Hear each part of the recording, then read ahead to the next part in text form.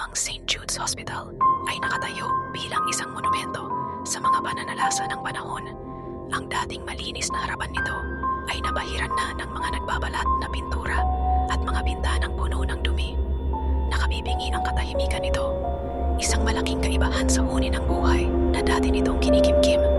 Ang hangin sa loob ng mga banal na bulwagan nito ay makapal sa halimuyak ng alikabok at pagkabulok, isang nakakikimbal na testamento sa matagal nang nakalimutang nakaraan ng ospital. Si Dr. Emily Carter, isang bata, idealistikong manggagamot, ay kinuha kamakailan bilang nag-iisang residente ng ospital. Naakit siya sa kakilakilabot na kagandahan ng ospital. Ang mga pader nito ay bumukulong ng mga kwento ng nakalipas na panahon. Gayunpaman, hindi nagtagal ay natuklasan ni Emily na ang St. Jude ay nagtataglay ng higit pa sa makasaysayang kahalagahan. Ang mga kakaibang pangyayari ay nagsimulang salot sa ospital. Ang mga pinto ay bumukas at magsasara ng mag-isa. Ang walang laman na mga bulong ay umalingaw-ngaw sa mga walang laman na pasilyo. At ang mahinang amoy ng antiseptiko ay biglang pumupuno sa hangin at maglalaho ng kasing bilis ng paglitaw nito. Ibinasura ni Emily na nagkataon lamang ang mga pangyayaring ito, na iniuugnay ang mga ito sa edad ng ospital at sa paglangit-ngit ng mga lumang buto nito. Isang gabi, habang nag-iikot, napadpad si Emily sa isang nakatagong silid sa loob ng labyrinthine corridors ng ospital. Ang silid ay puno ng maalikabok na kagamitang medikal at kupas na mga litrato. Ngunit ang presensya ng isang solong, duguan na surgical gown ang nagpanginig sa gulugod ni Emily. Sa pag-aaral niya ng mas malalim sa kasaysayan ng ospital, natuklasan niya ang isang madilim na lihim, isang serye ng mga hindi maipaliwanag na operasyon at hindi maipaliwanag na pagkamatay na naganap ilang dekada na ang nakalipas. Ang mga biktima, ito ay alingaw-ngaw, ay hindi mapakali na mga espiritu, magpakailanman na nakulong sa loob ng mga pader ng ospital. Di nagtagal, natagpuan ni Emily ang kanyang sarili, ang target ng mga masasamang nilalang na ito. Magigising siya sa kalagitnaan ng gabi na makikita ang sarili na nakatayo sa ibang bahagi ng ospital. Ang kanyang puso ay tumibok sa takot. Lalong lumakas ang mga bulong, lalong nagpupumilit, hinihimok siyang umalis. Isang gabi, habang natutulog si Emily, naramdaman niya ang malamig na kamay na humawak sa braso niya. Nakatayo siya, nanlalaki ang mga mata sa takot.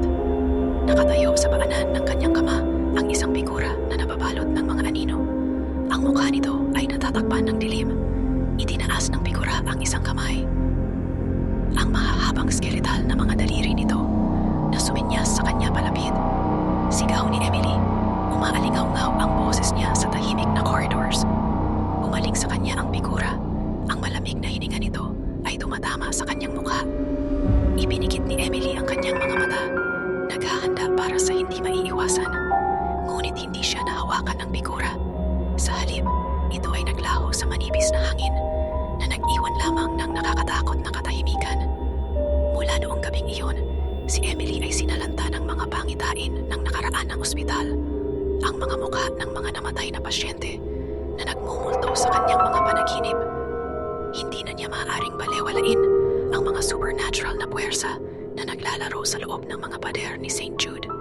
Isang araw, habang nagsasaliksik sa kasaysayan ng ospital, napadpad si Emily sa isang lumang artikulo sa pahayagan na nagdedetalye ng isang malagim na aksidente na naganap ilang dekada na ang nakararaan.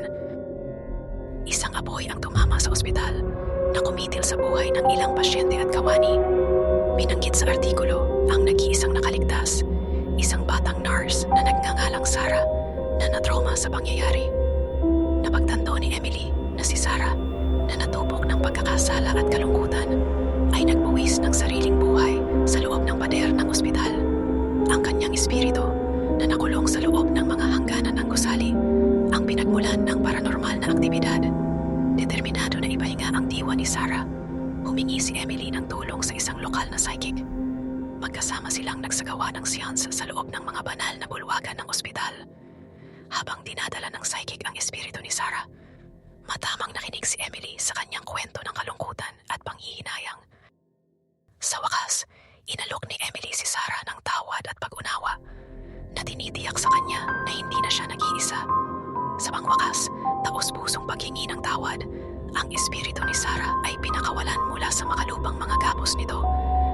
sa ether. Agad na tumigil ang paranormal na aktibidad. Ang St. Jude ay hindi na pinagmumultuhan. Ang katahimikan nito ngayon ay simbolo ng kapayapaan, hindi takot. Si Emily na walang hanggan na nagbago sa pamamagitan ng